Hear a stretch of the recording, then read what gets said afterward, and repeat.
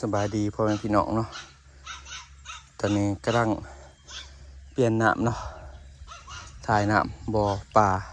คลองใส่ไก่เนาะหรือว่าบ่อปลาลูกเขาพี่น้องได้มาเบิ่งปลาลูกเข้ามาใหญ่สบายพี่น้องเนาะ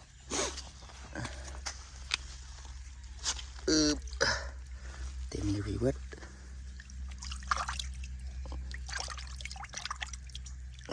ตัวหน่อยตัวใหญ่เนาะพี่น้องเนาะมาเห็นจ้ะตัวใหญ่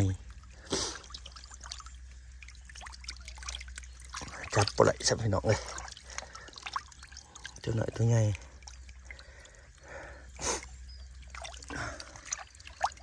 น้ำมันน้ำสกปรกได้พี่น้องเพราะว่าใบใหม่เนาะบางลบนี่แต่ใบใหม่จับปลาไหลพี่น้องเลยเนี่ยเอาขุกมาตักพี่น้องมันตักขึ้นมีแต่ใบใหม่เนาะใบใหม่มันเน่ามันตกลงนะใบใหม่โอ้ในถุงก็มีเนาะ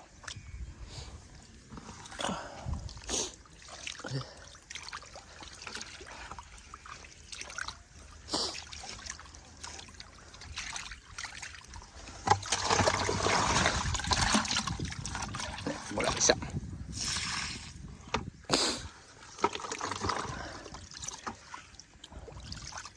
โอ้ตัวใหญ่พี่น้องตัวนี้ดิโอ้โห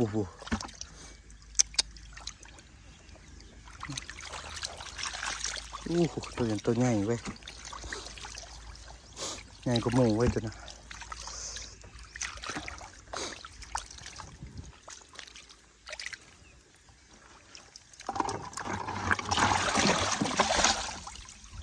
มีอยู่บ่มีอยู่นี่พี่น้องตัวน้อยตัวใหญ่เนาะนี่ตัวซ้ำนี่ก็มีเนาะตัวใหญ่ที่ว่าพอกินแหละพี่น้องเลยตัวซ้ำนี่เนาะแต่ว่าตัวซ้ำกลางหันสิได้ส่วนนายไม่ตัวซ้ำกลางนะพี่น้องเลี้ยงบ่หูว่าเรื่องบ่เดือนหนึ่งเนาะพี่น้องประมาณเดือนหนึ่งนี่แหละเดี๋ยวเอาน้ำใส่เพิ่นกับพี่น้องเนาะเนี่ยเบิ่งคือโบราณอะไรพี่น้องแต่ว่างมเบิ่งโอ้ท่าไหนก็มีคือว่าอะไรเปลี่ยนน้ำเนาะถ้าอีกบาทหนึ่งเนาะอีกจักเดือนหนึ่งพี่น้องเปลี่ยนน้ำอีกบาทหนึ่งแล้วก็เอามาปล่อยใส่น้องใหญ่เนาะเดี๋ยวเลี้ยงอยู่นี่ก่อนพี่น้องเป็นใหญ่กว่านี้ก่อนเนาะน้ำก็คือเห็นอะไรพี่น้องเขียวน้ำเน่าเนาะน้ำใบไม้ตกลงกับขี่เพื่อนเนาะขี่ปลาลูกเนาะ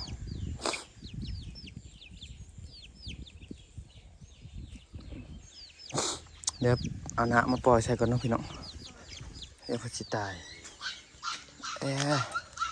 แสงแดดมาเลยน้ำก็พร้อมเติมเนาะ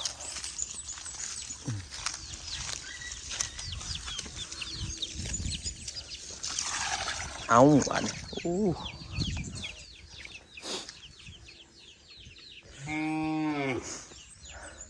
เต็มนี้มันก็ใส่เนาะพี่น้องเนาะถือว่า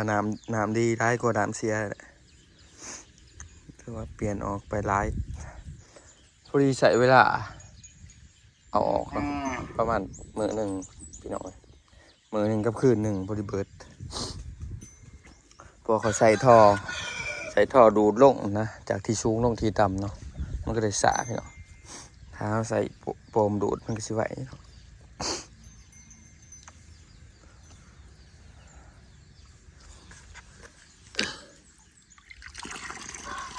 น้ำก็ตอนนี้7 โมงปลายเนาะพี่น้องมันก็บ่ทันแห้งมันเลยถ้าแสงเต็มที่เนาะสัดลงนะพี่น้องน้ำเดี๋ยวทาน้ำที่ร้ายก่อนที่สิเกลือไปเนาะ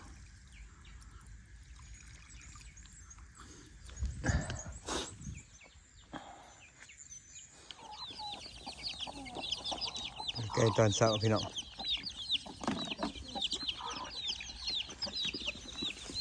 ส่วนม้าช่องโตนี่ผูกไว้วัดคืนเนาะพี่น้องผูกไว้วัดคืนหมายเพื่อนมากินไก่ได้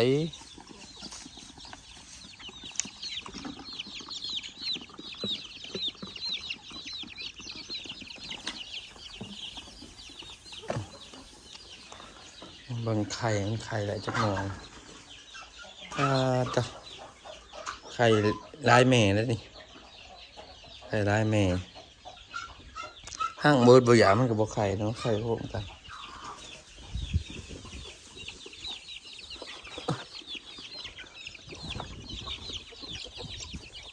เป็ด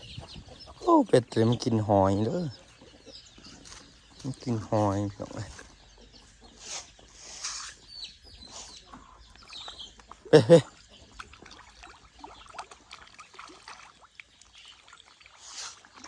เป็ดก็กินพอเป็ดเฮ้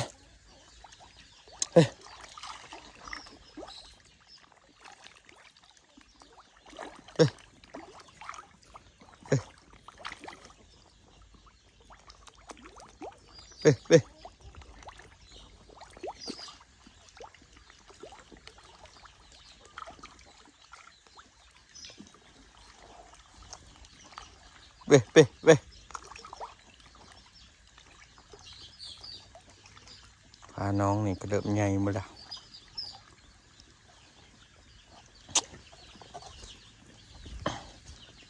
เอาเบิ่งหน้ามันลายๆสำไรล่ะ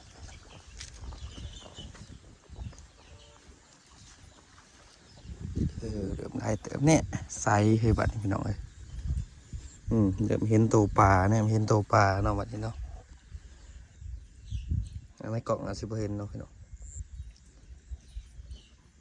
น้ำใสเนี่ยเห็นตัวปลาแล้วบัดตะกี้น้ำขุ่นแห้งเนาะพี่น้องเนาะ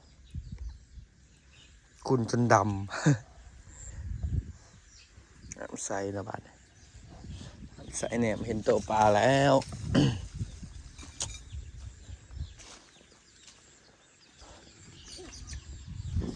เสียงหัวในขอปลูกมาผูกไว้พี่อีกแล้วพี่ดอกเลยหัวเถิกเนาะซองโตอยู่ในขอตีแพงหัวเนาะพี่น้องจะบืออยู่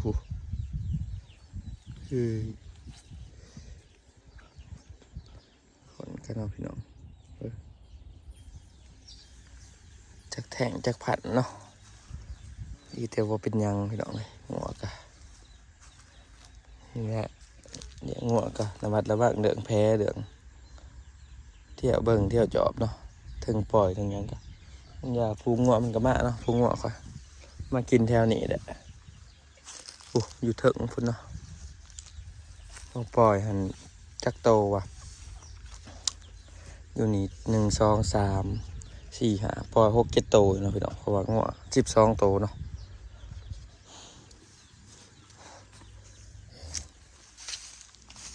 ช่วงนี้มันคืนมาอาบแดดพี่น้อง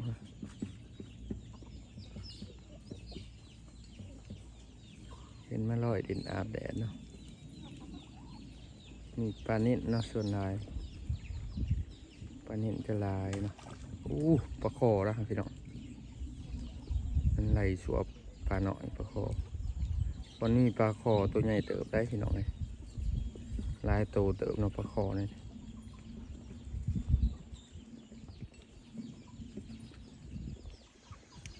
พี่น้องเลี้ยงชัดเลี้ยงพอได้มาเกลือเนาะยามมื้อเช้ายามมื้อแลงยามนี้ก็จะเห็นยังเนาะพอได้เลี้ยงเป็ดไก่นี่แหละเลี้ยงไก่เลี้ยงปลาเนาะเลี้ยงงัวพี่น้องออกมาหน้ากะพอได้เบิ่งมาได้คล้ายพอได้กินพี่น้องจังมือได้สิได้คล้ายไก่เนาะซุ่มนี่ใหญ่และซุ่มนี่เนาะซุ่มนี่หน่อยแน่ๆก็ซุ่มก็คงสิได้คล้ายเนาะปลาก็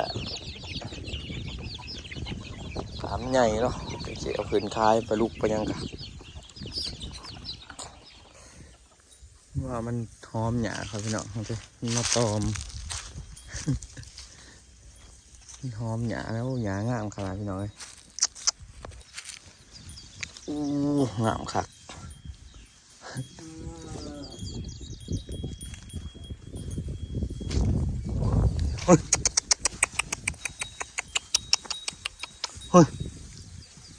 หัวงามนี่มันหิวได้พี่น้อง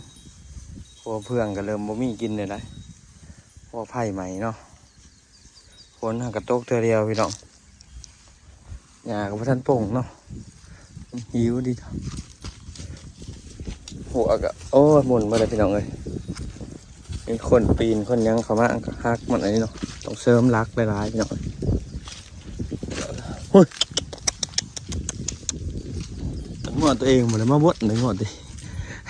มันหยานขอจับมันปุ๊กินอยู่ไกลปุ๊แมนได้งอมันหยานขอจับมาคังไว้ได้กินอยู่ไกลแล้วเอาเอาเกี่ยวมาเกี่ยวอยากให้งอก็ให้งออยากเอาลาอยากเพาะ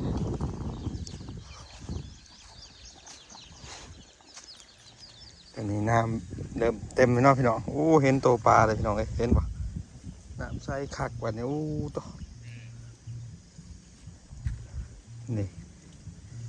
ปลาเริ่มใหญ่กว่าเลยพี่น้องเอาเห็นตัวปลาคักกว่าพี่น้อง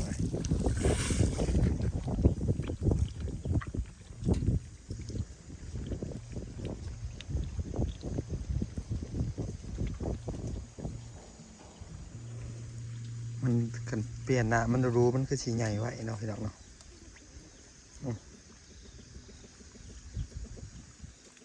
น้ำสะอาดคักบัดนี่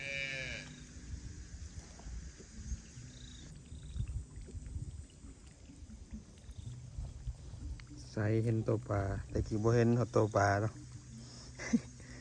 มันลำลายนะ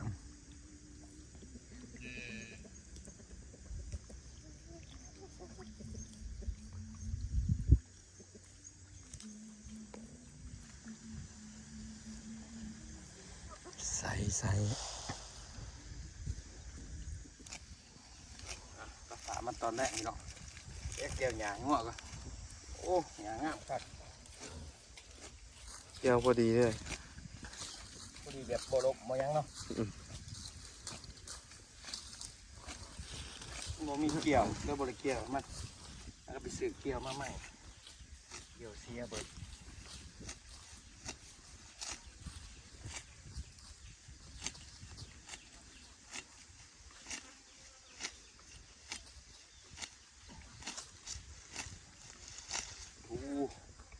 เกี่ยวงะไม่ดีเกี่ยวคักพี่น้องเป็นขี้พอดีพวกนั้นต้นถึงไม่ขาดพอละงอนจังหมักเนาะย่ามนี่เพื่อสั้นใช่แล้วย่ามแหละฝากถึงคนที่มากินหยา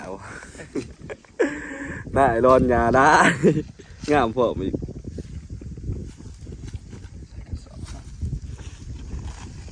เอามาให้งออยู่กันโดนงออยู่นี่นะมันจะยืดเนาะโอ้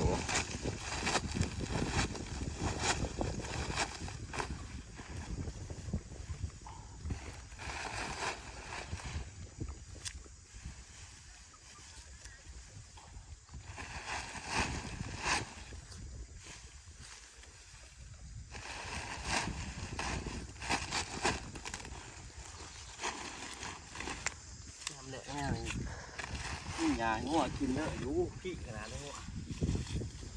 เดี๋ยวต้องปล่อยแล้วเนาะเพื่อนก็มียาก็มีโบราณต้องก็เอาเด้เรียกคำ3 ตัวกินอย่างวันเลยประเทศเนี่ยเคี้ยว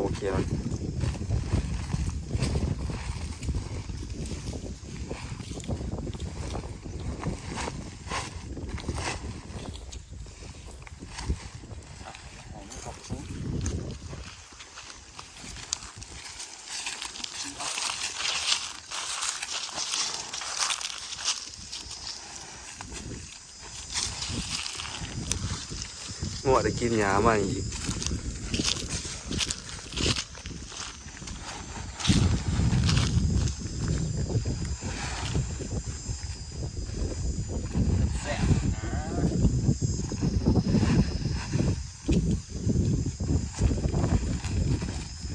ไปเอาหางงัวอยู่บ้านต่อพี่น้องตัดภาพมาของงัวนะพี่น้องเอาหญ้ามาให้พวกนี้ต่อพวกนี้คุณยังถักพี่น้องเลยจอยเนาะบริกินหญ้าพี่น้องกินแต่เผือกเนาะแต่บอกบางเทอตัวนี้พี่เลยพี่น้องกินแต่เผือกเนาะ เดือเพื่องปีปลายท่านหอด2 ปีใช่พี่น้องใหญ่สันนะถือว่าโอเคอยู่พี่น้องเลยมอนี่จังสิซักยาเป็นยังเนาะเอาพี่น้องจะไปคลิปไปเพียงสันนี้เนาะพอกันที่พี่นะพี่น้อง